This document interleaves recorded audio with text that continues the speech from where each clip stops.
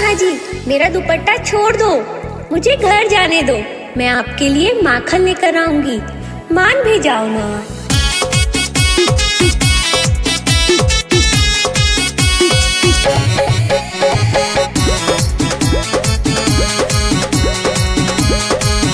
मेरा छोड़ दो दुपट्टा नंदलाल कि अब घर जाने दो। मेरा छोड़ दो दुपट्टा नंदलाल कि अब घर जाने दो।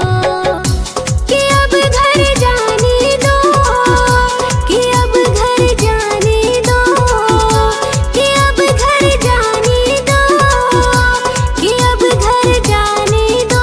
मेरा छोड़ दो दुपट्टा नंदलाल कि अब घर जाने दो। मेरा छोड़ दो दुपट्टा नंदलाल कि अब घर जाने दो, जाने दो।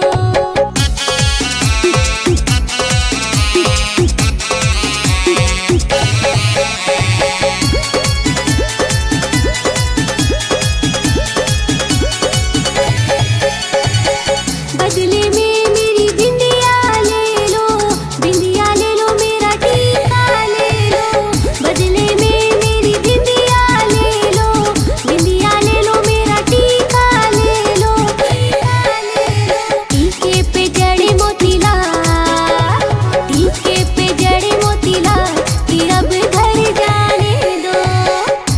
कि अब घर जाने दो, कि अब घर जाने दो, कि अब घर जाने दो, कि अब घर जाने दो। मेरा छोड़ दो दुपट्टा नंदलाल कि अब घर जाने दो। मेरा छोड़ दो दुपट्टा नंदलाल कि अब घर जाने दो, जाने दो।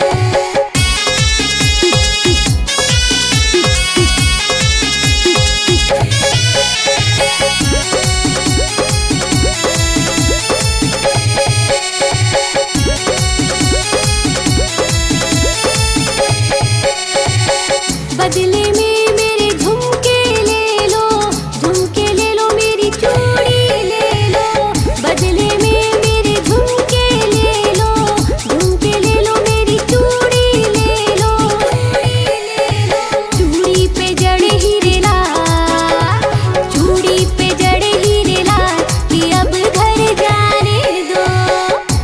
कि अब घर जाने दो, कि अब घर जाने दो, कि अब घर जाने दो, कि अब घर जाने दो। मेरा छोड़ दो दुपट्टा नंदलाल कि अब घर जाने दो। मेरा छोड़ दो दुपट्टा नंदलाल कि अब घर जाने दो, जाने दो।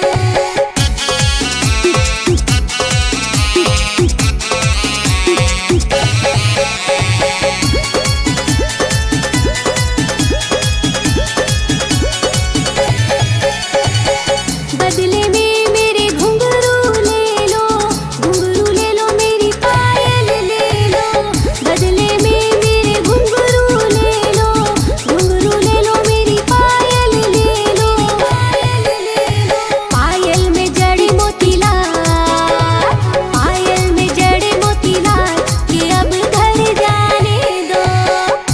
कि अब घर जाने दो, कि अब घर जाने दो, कि अब घर जाने दो, कि अब घर जाने दो। मेरा छोड़ दो दुपट्टा नंदलाल कि अब घर जाने दो।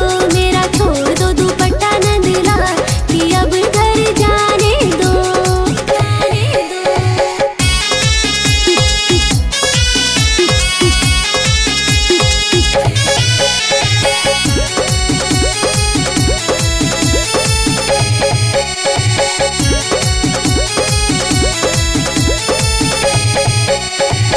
सतीश निगम से भजन लिखा दूं, भजन लिखा दूं।